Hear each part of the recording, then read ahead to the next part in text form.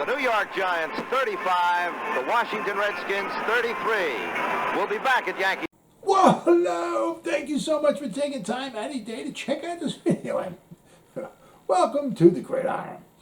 Before I get started, I just want to say thank you so much to everyone out there who's been watching my videos. Thank you. If you can maybe give this video a thumbs up or possibly leave a comment below, maybe even share this video, it would mean so much to me. But at least anyway, just thank you so much for just taking time out of your day to check out this video. Thank you. Well, Andrew Thomas, he's been struggling with ankle issues since basically pretty much since his rookie season. Last year was ankle and foot. Now, you don't know how much, because, obviously last year, 2020, first year, rookie season, how much that caused, his inconsistencies, some of the struggles he had, the pressures he gave up, the sacks he gave up. I mean, if he had a problem with his elbow, I mean, maybe, problem, I don't know. I don't know, what I'm saying, maybe a shoulder or something like that. All right, maybe that's one thing. But when you got a problem with your foot and your ankle, and it was like on both. One was his foot on one foot, and it was the ankle on the other one. So both feet. I mean, feet and ankles, whatever. He's got problems with. And you got somebody like Chase Young just trying to bull rush you or get around the outside edge and all. And you got a plant on your foot, and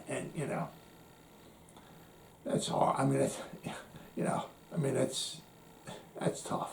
That's really, really tough. So his rookie season, he gutted it out. Had surgery after his rookie season.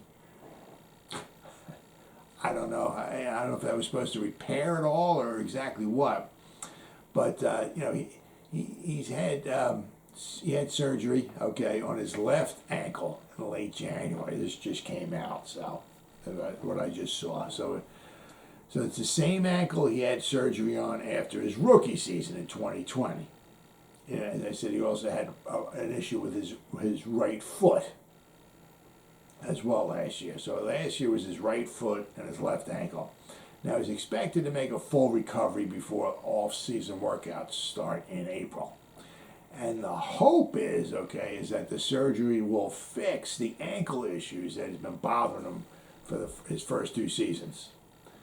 Now, if he had surgery last year, I don't know what the purpose of the surgery, if it wasn't to fix the problem. I don't know. But, I mean, hopefully,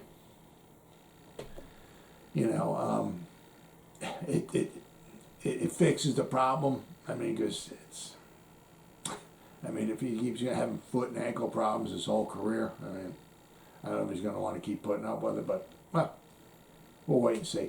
But, I mean, he got so much better in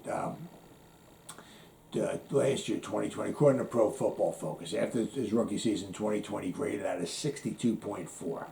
Now, with the problems with his foot and his ankle, I mean, he was getting really, some people were making some fun of him, right? Because especially he was pick number 4, he's kind of struggling. So some people really like to have a good time making jokes out of him. But his past season, according to Pro Football Focus, after the 2021 season, he graded out 78.9, which I believe was like the Pro Football Focus once again. Which was I think it was like the 20th graded overall. I mean, that's the combination of his run blocking and his pass blocking grade. He was like 20th overall. His pass blocking grade, he was, I think, 12th overall. Very good. His run blocking was in the 60s. His run blocking needs a little bit to be desired, but his pass blocking grade was in the 80s. So he definitely took a big step forward from his rookie season. Unfortunately, this past season, 2021, in Week 5, he missed the game because of his left foot injury. Then he returned in Week 6 and hurt his right foot in the second quarter. So then he wound up coming out, and then he was placed on the injury reserve, and then he wound up returning in Week 10. Right? And then after that, he was in there the rest of the season. Now, how much his ankle was bothering him and all, Who knows? But I mean, his second season, he only gave up 18 pressures and he only gave up 2 sacks. Now, I mean, out of those 18 pressures and 2 sacks, how much of that was due to maybe the ankle injury? Who knows? But I mean, it's a heck of an improvement because his rookie season, he allowed 57 pressures and 10 sacks. He allowed 5 times sacks in his rookie season. And actually, he gave up almost 3 times the amount of pressures in his rookie season. So he came way down. He really, really did good. So if he keeps working on his trait, his skills and all that, the ankle surgery hopefully helps him and hopefully cures the problem and all. He's going to be looking good. I mean, as I said, hopefully we can just pencil him in for the left tackle for the next 10 years, and we'll be good to go. I mean, it's so important to have a good left tackle because we kind of need the rest of the offensive line to go with the left tackle, but it's nice to have that left tackle there. Now, speaking of leaving an offensive line, Will Hernandez, all right, he's probably going to be a cap casualty. We're not going to wind up signing him. He'll be gone. Now you got to remember a lot of these guys on the team here. They have no connection at all with Shane or Daboll. I mean, he didn't bring any of these guys in, so I mean, it's a good chance. A lot of these guys are going to go maybe bye-bye. I mean, I don't know. Will Hernandez is going to get on the open market. Just say $10 million. He's not getting elite money. No way. I said maybe 8 to 10. Just throwing a number out there, but I mean that's. I mean the Giants are in a cap hell right now, so I mean I can't see them trying to re-sign him. I mean they'll either get somebody, I don't know, on the cheap. I hate saying that when you're struggling, but or maybe draft somebody because Shane Lemieux, is coming back. So I mean he did well he was only in there for 17 snaps. Now I got him pulled up here. This is according to Pro Football Focus. He only played 17 snaps against the Broncos. I guess the pain was too much for him or whatever, and he had to come out, and he was out the rest of the season. Now apparently, if the Giants were going to make the playoffs, he might have been able to maybe make it back in time, but we know how that went. But according to Pro Football Focus, once again, his rookie season, he was in there for 504 snaps altogether. Right, he graded out at a 32.2. His pass blocking grade in 2020, his rookie season, was 16.9. His running blocking grade was a 45.3. I mean, whew. Now this small sample size, but the 17 snaps he was in there against the Broncos in the first quarter, the first game of the season, it was a 69 overall. His pass block, he was in there for 12 pass blocks, 12 pass snaps. He gave up 81.5, no sacks, no pressures, nothing. He was an 81.5, only in 12 snaps, of course. His run blocking grade, he was in there for 5 run block snaps. All right, it was a 63. But at least that's 17 snaps. He did grade out of 69. Now, is that something he'll be able to carry over? Who knows? But we got Andrew Thomas, we got Shane Lemieux. So I mean, I don't, who knows? Once again, they're probably going to wind up drafting somebody, a guard, and you don't know where they're going to want to put him because they had Shane Lemieux next to Andrew Thomas. They took Will Hernandez. They took him from the left guard, put him in the right guard, and put Shane Lemieux at the left guard. So when Shane Lemieux comes back, and whoever we wind up drafting, you don't know who's going to wind up going. But I mean, we definitely got to draft. We're going to draft at least 2 offensive line. We got 9 picks.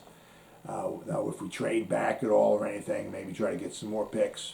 Who knows? But we have 9.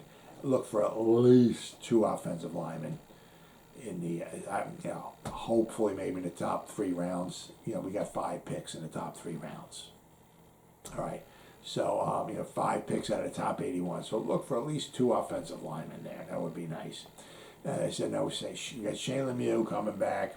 We got Andrew Thomas, Nick Gates, who knows? I mean, who knows if he'll ever be able to come back? You know, if he comes back, I mean, he was doing a very good job for us. Now, as I said, if he ever comes back, is he going to be able to play professional football a game ever again? I mean, you can come back and he can be walking fine and all that, but that doesn't mean he can play professional football. You know, so you don't know what you got with him. I mean, you don't know until he comes back. If he comes back this year, who knows? So, I mean, you can't really count on him. Billy Price is a free agent. You know, I don't know if we're going to be able to, you know, maybe try to sign him. Maybe, I don't know, on the cheap. But once again, you know, if we're letting him go, I said Joe Shane has no connection to any of these guys. So there's a good chance he might be gone too. And then we got Nate Solder, all right, who is our, you know, we still got Matt Parrott. You know, I said, I don't know what we'll be able to wind up doing with him, but Nate Solder is gone. I believe his contract is voided. So he is a free agent. He is no mas with the New York Giants. The Nate Solder project is gone. Thank God. But there's a $4 million dead cap hit we'll have to take. But you know, he's gone. He's off the books, or you know, so to speak. He's no longer with the Giants. Never again. Bye-bye. Thank you. But so, I mean, so you know, we got, you know, our troops are, you know, the offensive line was not very good, and it just got a lot thinner. So, yeah, so it's going to be very interesting offseason. I mean, I said we got to draft a couple, because if we don't draft a couple, anybody we're going to wind up bringing in from a free agent's point of view is going to be like really, really cheap, or unless we can muster up 10, 15 million and maybe get like one guy, you know. But so I mean, so our offensive lines are going to be a work in progress. But hopefully, when Andrew Thomas, you know, recovers from his surgery and all, hopefully next year, hopefully his foot and ankle injuries are a thing of the past. Anyway, then Daboll added 2 more coaches to his staff, which is filling up very, very quickly. Now I don't know how many more additional assistant coaches there will be, but like the regular coaches position seem like they're pretty much full. Now, I mean, it was like with Joe Judge. It seemed like we just kept adding more, and I think it was like 22 or 23 coaches altogether. It was like one of the biggest, if not the biggest, coaching staff in all of football. And exactly where did we wind up getting? We were in last place. So it doesn't mean if you get a whole bunch of coaches, it means good things. Not necessarily. You got to get the right coaches. But, you know, as I said, so we got a nice full staff here with some assistants in there. So are there going to be additional, is there going to be like an assistant running back coach? Is there going to be an assistant tight end coach? Is there going to be assistant wide receiver coach? I mean, who knows? But so there might be a couple more coaches sprinkled in here or there. But I mean, for the most part, you know, the regular coaches, I was like the running back, wide receiver, offensive line, defense, they're pretty much set. Now, we got Brian Cox. All right, he got added in as an assistant defensive line coach. Now, he hasn't coached since 2016. Now, it was about a week or two ago, there was a speculation he was coming to the Giants to be the defensive line coach. Then that kind of just went away. Then we got Andre Patterson in from the Vikings. So it looked like, you know, we were set there. Now we got Brian Cox in as the assistant defensive line coach. So, but, you know, he has a nice little resume. The last year he coached was in 2016. He was the defensive line coach of the Atlanta Falcons, and they went to the Super Bowl. You know, so I mean, he had some success. I mean, he was a decent linebacker in the NFL, right? So I mean, I think between him and Patterson, I think they'll do very, very well with the defensive line. We also added Kevin Wilkins, all right, as a defensive assistant. Okay, that was what he was last year with the Ravens.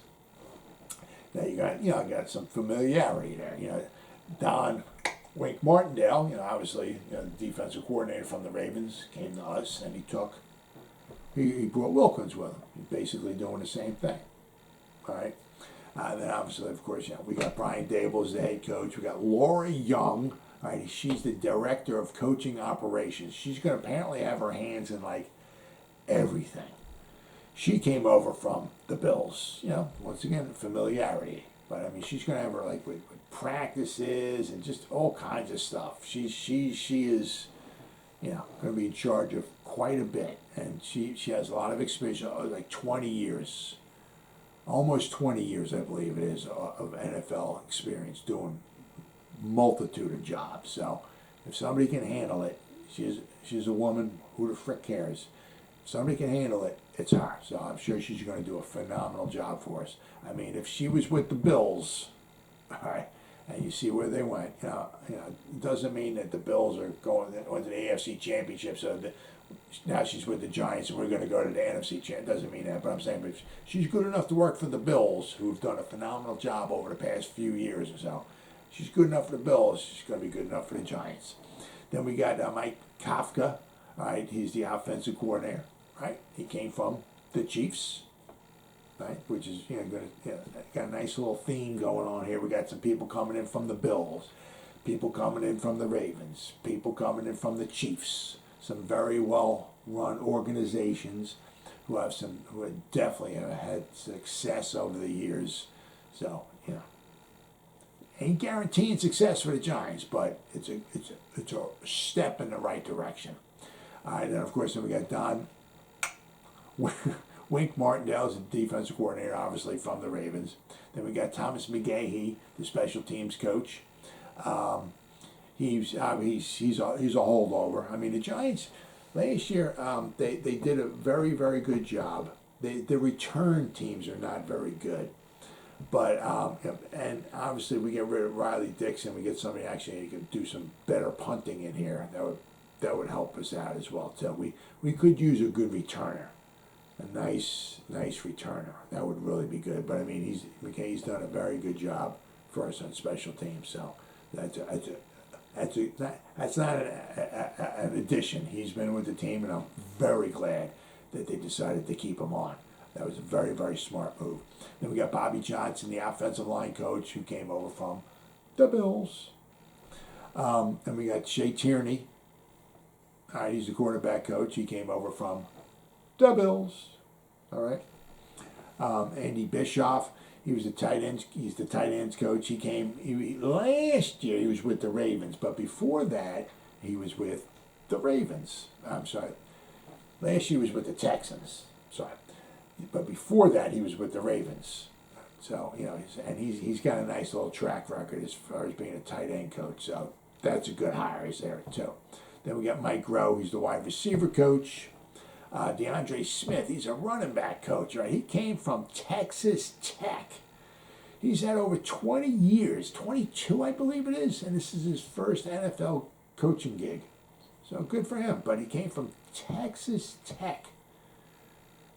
Now, it's funny because, I mean, we interviewed somebody from Notre Dame for the running back, and he said no, I don't know why, but he went back to Notre Dame. But then also you got, our running back coach the past 2 years was from college as well, too. So the last 3 coaches we've either brought in or tried to bring in have all been from college as far as running back coaches. It is what it is. But I mean, he's done a decent job at DeAndre Smith. He's done a decent job, with the guys that he's had at Texas Tech. He's done a decent job. It's not like he was a running back coach at Alabama or anything like that. It just he's one of those guys. He made the most of what the players that he was given, and he made the most out of them. So that's very, very important. Then we got Christian Jones. He's an offensive assistant. We got John Igurugwu. I hope I'm saying that right. Igurugwu. He's the inside linebacker coach. He's from Vanderbilt. Then we got Drew Wilkins. He's the outside linebackers coach. He came from the Ravens. Right. Jerome Henderson is the defensive back coach. He was with the Giants. Right. So that's a good keep. Then we got Michael Trayer. He's the assistant defensive back coach. Then we got Andre Patterson, the defensive. some people calling him the Godfather. I mean, he's been around a long time. Defensive line coach for a long time. I think that's why they call him the Godfather. He was a very, very good pickup. Then we got Nick Williams. He's a quality control and a special teams coach as well, too. Then we got Anthony Blevins. He's an assistant special teams coach. So those are kind of like, as I said, we might wind up adding one or two more assistant coaches here or there, but pretty much all like the offensive line, defensive line, quarterback coach, running back coach, wide receiver, pretty much set in stone. As I said, it's, you see a nice little trend going on. We're getting some guys from the Chiefs. We're getting some guys from the Ravens. We're getting some guys from the Bills. So as I said, the winning quality organizations we're getting these coaches from. So is it guaranteeing the Giants' success? Absolutely not. But as I said, it is a step in the right direction. Well, as always, guys, thank you so much for taking time out of your day to check out this video. You guys stay safe out there. Go Giants!